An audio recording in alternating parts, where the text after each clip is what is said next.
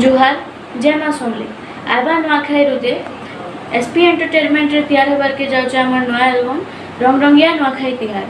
ई गीत के लिखिछन गुड्डू सुना और ई गीत के गाइछु गीतकार और संगीतकार प्रीतम तांडी और मुई कृष्णा पंडा।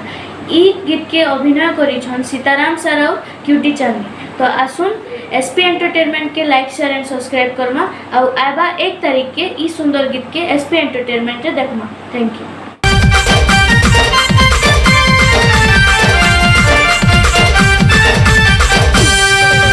होली होली करी झुली झुली करी बाधा नहेला बोतर लाज करी मोरी लहरी लतारे लाजु छे कुरे पतर।